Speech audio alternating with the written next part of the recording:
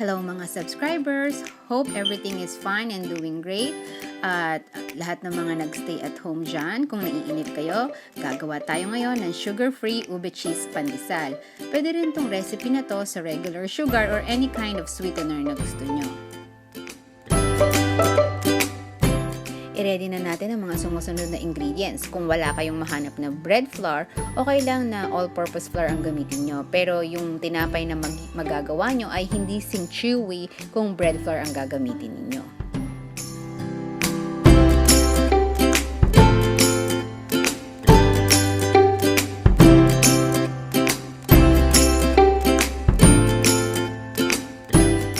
Susunod nating instruction ay medyo complicated kung bago lang kayong nagbe-bake. Ngayon, ito itetest natin ang yeast nyo kung buhay ito or active. Sa pamamagitan na yung milk, iwa-warm nyo ito na until warm to touch lang, mga 95 to 100 degrees. Pwede rin ilagay ito sa microwave mga 45 seconds and then add 2 tablespoons of sugar, tsaka nyo i-add yung yeast nyo, then haluin nyo ito hanggang ma-dissolve, then wait for 5 minutes. Kung bumula ito, o kaya para siyang umalsa, ibig sabihin buhay yung yeast nyo. So, we're good to go.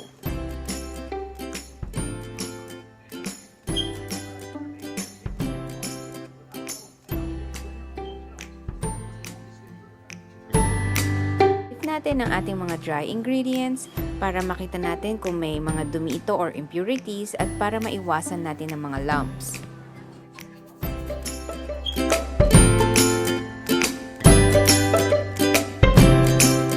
Ngayon, ang ingredients A ay nasa mixer na. Iko-combine natin ang ingredients B.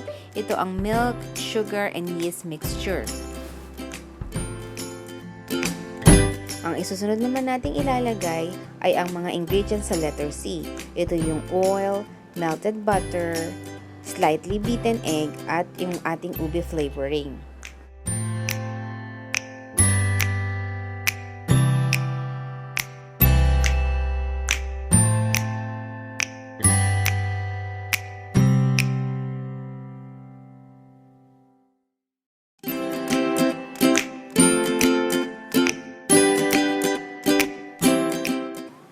Naglagay nga din pala ako dito ng 1 teaspoon of vanilla flavoring, pero this is optional.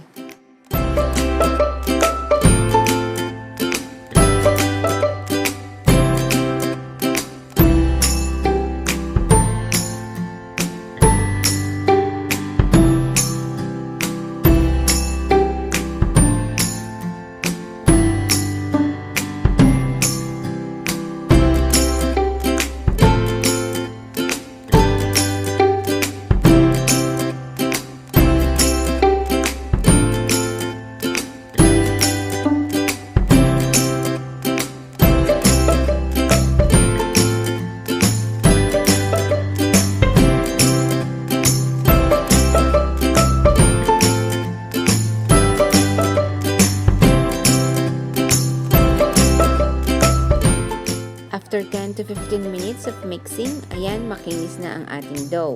Itong dough na to is huwag kayong mag-alala, talagang medyo basa siya at saka malagkit siya.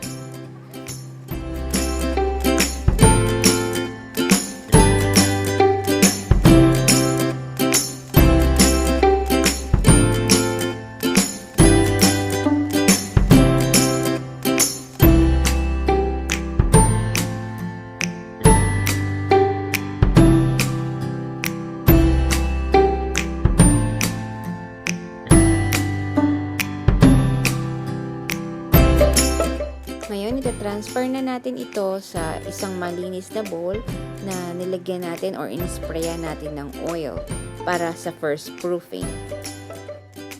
Ngayon, ipuproof natin or paaalsahin natin to for 1 to 2 hours until mag-double or triple ang size nito at tatakpan natin to ng cling wrap para maiwasan natin na may matapon or may madumihan yung ating dough.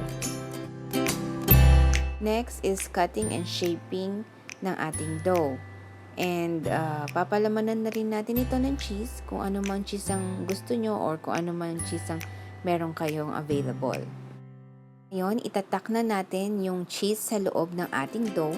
Kailangan saradong-sarado ito at yung pinakasim nito ay nasa ilalim para hindi ito bubuka pagka pinroof natin at saka binake natin yung dough. Mas madaling gawin ito kung dalawang kamay ang gagamitin nyo. Pero sa ngayon, isa lang ang gamit ko dahil kumukuha ko ng video. Next step natin ay i-cover natin ng breadcrumbs ang ating mga dough. May tip lang ako sa inyo, huwag nyo masyadong i-expose sa air ng matagal ang inyong dough kasi hindi didikit ang breadcrumbs dito sa mga ito. Then, after mag-cover na ng breadcrumbs, kailangan yung seam niya nakailalim pa rin kasi kung hindi, bubuka ito pag binibake na natin. Ngayon, ganun ulit. Cover and then proof for 30 to 45 minutes before i-bake. After second proofing, i-bake na natin to sa preheated 350 Fahrenheit oven for 15 to 20 minutes. And then may internal temperature siya ng 195 to 200. It means na luto na ang ating bread. Ayan mga subscribers, luto na ang ating bread. Happy baking! Don't forget to subscribe!